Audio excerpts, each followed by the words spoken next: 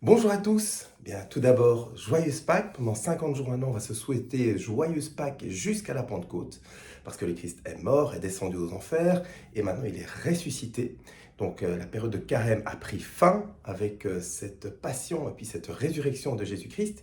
Et donc jusqu'à la Pentecôte, nous nous souhaiterons joyeuse Pâques. Donc restons pendant ce temps pascal, pendant maintenant plusieurs semaines jusqu'à la Pentecôte. Et j'en discutais justement avec ma belle-mère qui est à la maison pendant ce temps. Et elle me disait, oui, mais toutes les religions un peu se valent. J'ai fait une vidéo d'ailleurs sur toutes les religions. Eh bien non, toutes les religions ne se valent pas. La religion catholique est la seule religion qui prétend avec vérité que Dieu a envoyé son Fils unique, racheter l'humanité en mourant sur une croix, en descendant aux enfers, en ressuscitant, et ressuscitant, il nous donne la possibilité de ressusciter avec lui.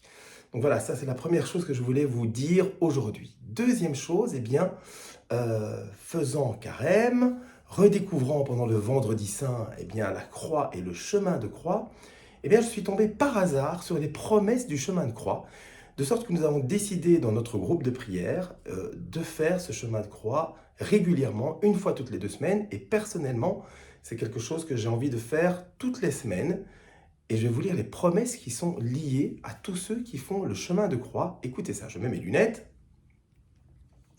Voilà. Première promesse. Tout ce que l'on me demandera en faisant le chemin de croix, je l'accorderai. Ça, c'est la première promesse. Deuxième promesse. Je promets la vie éternelle à ceux qui, avec des sentiments de compassion, font de temps en temps le chemin de croix. Troisième promesse. Je les suivrai toujours pendant la vie et je les secourrai spécialement à l'heure de la mort. Quatrième promesse. Quand bien même ils auraient plus de péchés que l'herbe dans les champs et que le sable dans la mer, par le chemin de croix, tout leur sera pardonné. Cinquième promesse. Ils auront une gloire spéciale dans le ciel, ce que n'auront pas les autres âmes, ceux qui souvent ici-bas auront fait le chemin de croix. Sixième promesse. Je les délivrerai du purgatoire si toutefois ils le font, le premier mardi ou le vendredi après leur mort. Septième promesse. Je les bénirai à chaque chemin de croix et la bénédiction les suivra ici-bas sur la terre où qu'ils aillent et après leur mort au ciel toute l'éternité. Huitième promesse. À l'heure de la mort, je ne permettrai pas aux démons de les tenter. Je lui enlèverai tout pouvoir afin qu'il repose tranquillement dans mes bras. Neuvième promesse. S'ils le font avec un véritable amour, je ferai de chacun d'eux un ciboire vivant dans lequel je me plairai à répandre toutes sortes de grâces. Dixième promesse. J'aurai souvent les yeux fixés sur tous ceux qui font souvent le chemin de croix pour voir où ils vont et mes mains toujours ouvertes pour les protéger. Onzième promesse. Comme je suis cloué à la croix, ainsi je serai toujours avec ceux qui m'honorent fréquemment en faisant le chemin de croix. Ils ne pourront plus se séparer de moi, car je leur accorderai la grâce de ne pouvoir pécher mortellement. Douzième promesse. À l'heure de la mort, je les consolerai tous par ma présence, et nous irons ensemble au ciel. La mort sera douce pour tous ceux qui m'auront honoré en faisant le chemin de croix. 13e promesse, pardon. Mon âme sera pour ces âmes un bouclier protecteur. Elle les secourra toujours dès qu'elles auront recours à elle. Et enfin, 14e promesse. En entrant dans le ciel, ces âmes recevront de moi un embrassement que je leur donnerai et elles jouiront d'une gloire spéciale pendant l'éternité. Voilà, donc, je crois beaucoup de motivation pour faire le chemin de croix.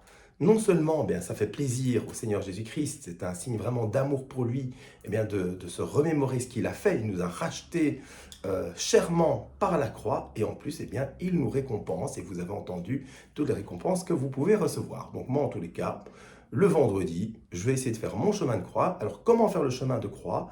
Vous avez sur Google, vous tapez chemin de croix, vous avez chaque fois une petite méditation. Donc, sur chaque station, vous allez d'abord dans une église ou un lieu sacré, une chapelle, une église. En général, là, il y a les 14 stations du chemin de croix. D'accord? Première station du chemin de croix, eh bien, Jésus est condamné à mort. Deuxième station, il est chargé de sa croix. Troisième station, il tombe pour la première fois. Quatrième station, il rencontre sa mère. Cinquième station, Simon de Cyrène aide Jésus à porter sa croix. Sixième station, eh bien, c'est Sainte Véronique qui essuie la face de Jésus et le tissu qui sert à essuyer la face de Jésus conserve les traits de Jésus. Sixième station. Septième station, Jésus tombe pour la deuxième fois.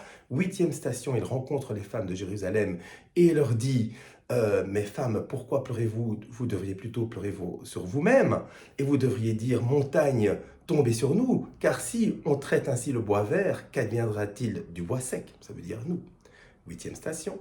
Neuvième station, Jésus tombe pour la troisième fois. Dixième station, on retire les vêtements à Jésus. Onzième station, on le cloue sur la croix. Douzième station, il meurt sur la croix. Treizième station, le corps de Jésus est remis à sa mère, la très sainte Vierge Marie.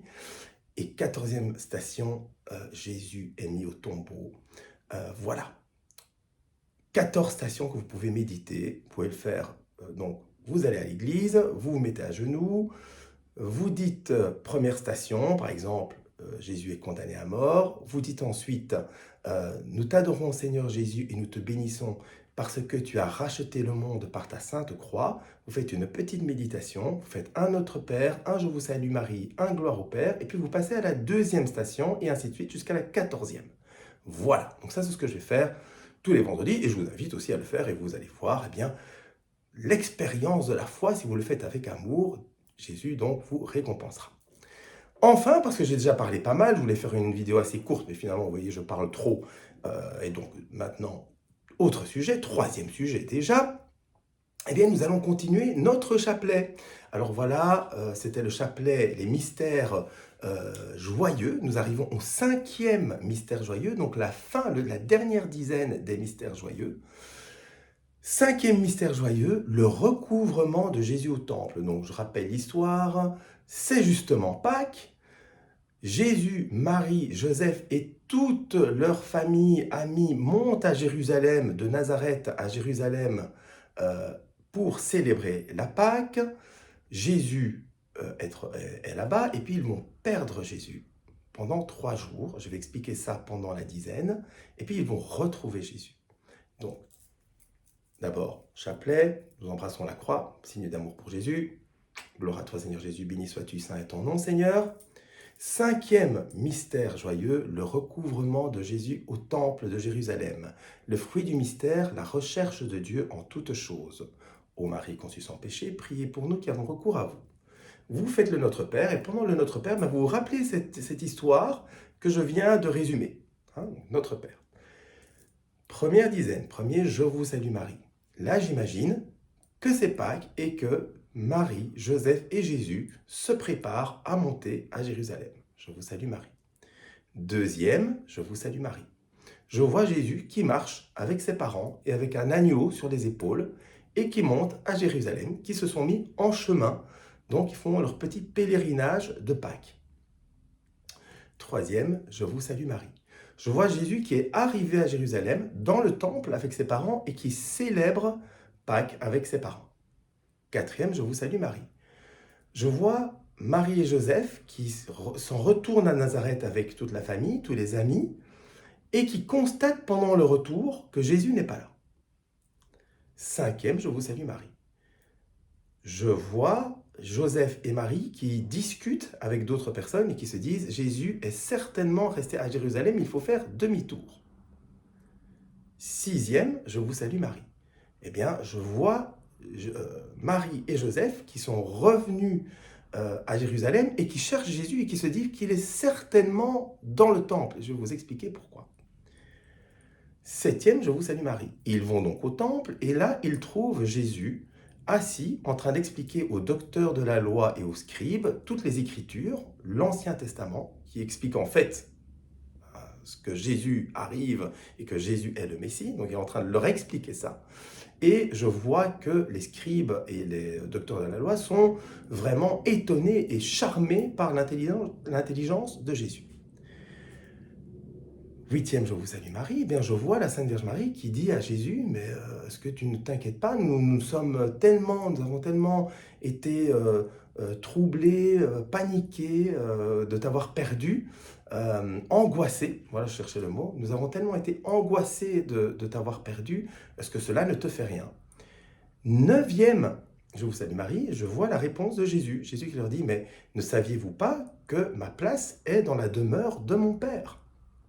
Et effectivement, dans l'Ancien Testament, eh bien, la nuée habitait le temple de Jérusalem.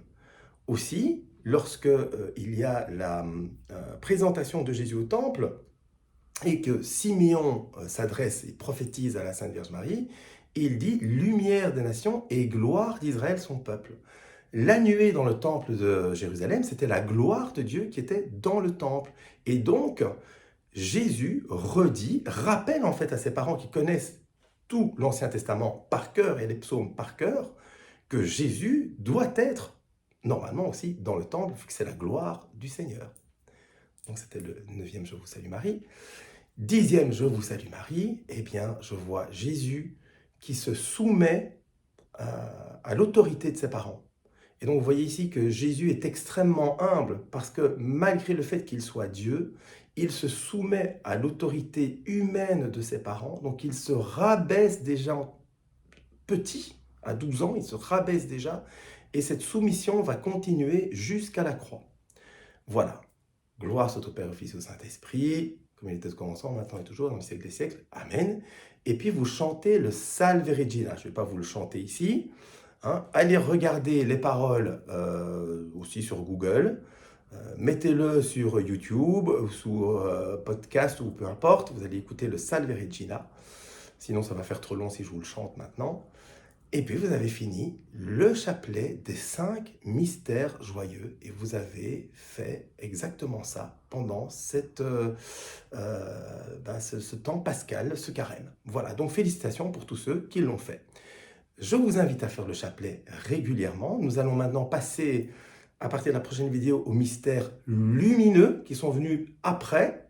Hein, normalement, c'est les mystères joyeux, douloureux et glorieux. Et puis le pape Jean-Paul II a institué les mystères lumineux que je fais le jeudi uniquement, mais qui sont aussi très très beaux à méditer. Voilà.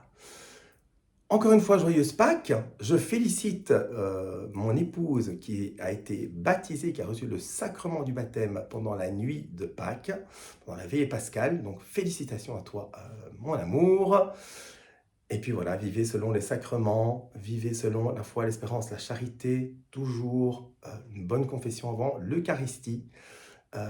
Veillez parce que le diable rôde et n'a qu'une obsession, qu'une envie, vous entraîner avec lui. Alors tout simplement, eh bien, dites « Jésus, je te donne ma vie tous les jours » et il n'aura aucune prise sur vous. À bientôt pour une prochaine vidéo.